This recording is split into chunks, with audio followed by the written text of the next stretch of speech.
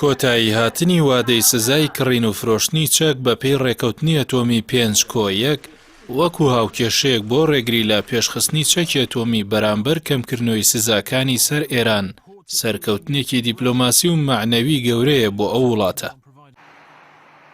کۆماری ئیسلامی ئێران ئەم بۆنەیە بە سەرکەوتنێکی گەورە لە قەڵام دەدات، چونکە ویلایەتە یەکگرتووەکانی ئەمریکا لە چوارچێوەی یاسای نێودەوڵەتی و ئەنجومەنی یاسایشی نێودەوڵەتیدا نەیتوانی سزا نێودەوڵەتیەکان بۆ سەر ئێران نوێ بکاتەوە، هەر بۆیە خۆی بە یەکلایەنە وەکو چۆن پێشتر لە ڕێکەوتنەکە چووە دەرەوە سزاکانیشی لە چوارچێوەی هەژمونی خۆی بەسەر ئابووری جیهاندا بەسەر تاراندا سەپاندەوە.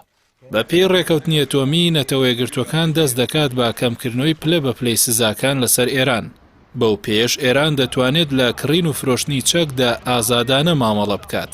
ئەوەش لە دوای ئەوە دێت کە مانگی ڕابردوو ئەمریکا لەوەدا شکستی خوارد لە ڕێگەی ئەنجومەنی یاسایشەوە سزا نێودەوڵەتیەکان بۆ سەر ئێران زیندوو بکاتەوە.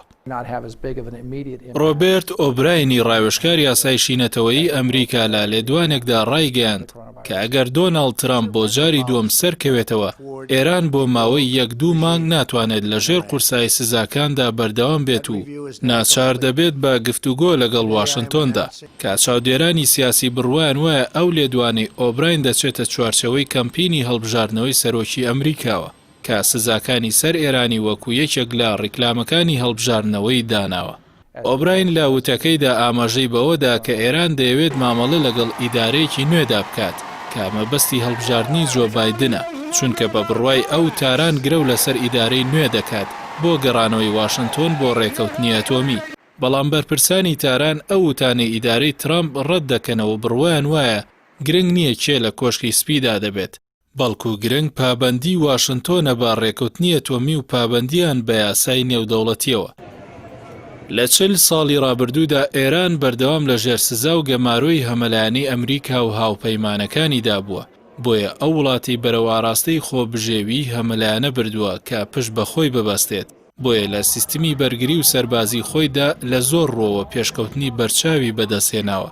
بەڵام چاودێران بڕوایان وایە لەم کاتەدا ئێران زیاتر پێویستی بە نوێکردنەوەی هێزی ئاسمانی و بەهێزکردنی سیستمی دژە ئاسمانی هەیە کە پێدەچێت لەو ڕۆوە پشت بە رووسیا و چین ببەستێت. لە بەرامبەریشدا دەتوانێت چەکی خۆی بە وڵاتان بفرۆشێت، بەڵام ئەوە جێگەی پرسیارە ئایا وڵاتان لە بەرامبەر هەژمونی ئەمریکادا دەتوانن چەکی ئێران بکڕن و حساب بۆ واشنتۆن نەکەن؟ بەڵام ئەوەی جێگەی هیوای بەرپرسانی تارانە گەڕانەوەی هاوسەنگیە بۆ دیپلۆماسیەتی ئەمریکا و بۆ ڕێکەوتنی ئەتۆمی، ئەوەش ئاسۆی سیاسەت و ئابووری لە بەردەمی کۆماری ئیسلامی ئێراندا دەکاتەوە کە لەوانەیە تا ئاستی یاساییکردنەوەی پەیوەندیەکانی تاران و واشنتۆنیش بڕوات کە لە کۆتایی سەردەمی ئۆبامادا بەو پێی ڕێکەوتنی ئەتۆمی بەرهەم هێنا و لەگەڵ کووبا و نەیارانی ئەمریکاشدا پەیوەندیەکانی یاسایی کردەوە. سەردەمی جۆ بایدن قۆناغێکی نوێ بێت بۆ دیپلۆماسیەتی هاوسەنگی کۆشکی سپی.